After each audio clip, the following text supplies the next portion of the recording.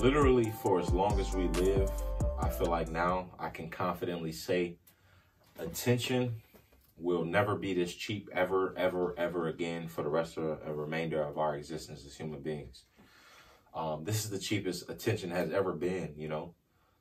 Let's think about when the first billboard got put up. Think about how much money that costed the company, whatever company that was. As a matter of fact, let me go check that out real quick. So just imagine how much money that cost that company to get that billboard put up there. Had to cost tens of thousands, if not hundreds of thousands. Everything that's new is obviously, you know, saturated by the marketplace demand for it, so that inflates the price, then it eventually gets cheaper. But the average person that I know can't afford this, to put a billboard up to this day. It's just too fucking expensive. How many people or individuals who own a business that you personally know who can afford to have their business shouted out during a Super Bowl commercial? Don't worry, I'll wait. I know the answer is zero. And the reason why is because people don't have that type of money. We don't have millions to put into a fucking commercial. Not just the millions that you got to put into the commercial, but what you got to pay the companies to actually, you know, use those platforms on top of the budget that has to go into the shoot itself. So this is a lot of money on the table that people just don't have. So when you think about the fact that stupid companies with a lot of fucking money can still pay millions of dollars to have commercials shown, but if you got $5, you can give that to Facebook and Instagram and have 2,500 people see your business or your product or whatever you're bringing awareness to. Think about how mind-blowing that is for a minute. So often think about what Gary said. He mentioned that right now, these platforms is like buying a beachfront property in Malibu in 1987 before the shit got hot. So if you go buy that real estate before, you know, civilization or even realize what's on their hands or the potential of it, then you're a winner. This is why TikTok is a good direction to start heading now for that real estate. Even me, I'm not even putting out enough content. Like, I'm not even dropping enough content on TikTok. So even me myself, like, I haven't even fully grasped just the power of how cheap attention is today, right? So the fact that you can post a video on there, be a nobody, and get seen by millions of people overnight is incredible. So like I said, I think we missed the boat, guys, where attention is ever going to be cheaper than this. I think we will literally have to wait until society destroys itself, civilization destroys itself, rebuilds itself to where we get back to the point to where we have mobile devices again. And y'all know how many thousands of years that take, but we would have to work so hard just to build it all over again, just for attention to be cheaper than what it is now. So stop being cheap.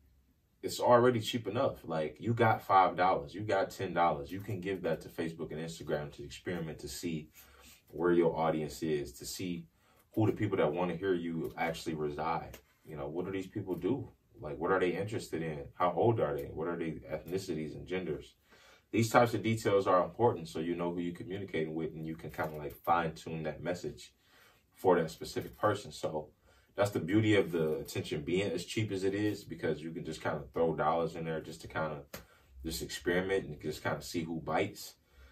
But guys, like I said, this is a very pivotal time to take advantage of. And if you're not, you know, like I said, I feel sorry for you in the next decade. I can't wait to play this video again in 10 years just to kind of like use historical reference to say, well, I told you attention will never be this cheap again. Like, I think right now it costs like $50 to run an ad on Twitter. Y'all think it costs $50 to run an ad on Twitter just 5 years ago? Probably not. Probably didn't even cost you $1 to do, barely $1 to do that 10 years ago. So it's just crazy, man. It's just like to look at just how just incredible the opportunity is here. And what's even more incredible is just how many people are not taking advantage of it. Like, I had a conversation with a friend of mine, and, you know, we were so amped up. I was telling him, you know, just, you know, the sauce going in 2020, what he should do to kind of like amplify his process. And he was telling me, like, you know what, Cordell, this conversation is inspiring me, man. You know what? When I go back home, I'm gonna go ahead and I'm gonna do some research. And I'm gonna put out some content. And I looked him in his eyes and I told him, you know, as good as that sound, there's a 99% chance that you won't do it. I can't have somebody look me in my eyes with that type of confidence and tell me what I'm not going to do. So this is a thing that's probably going to be trending for me throughout the year, is I'm going to tell a lot of people what they're not going to do. And hopefully that inspires them to do it.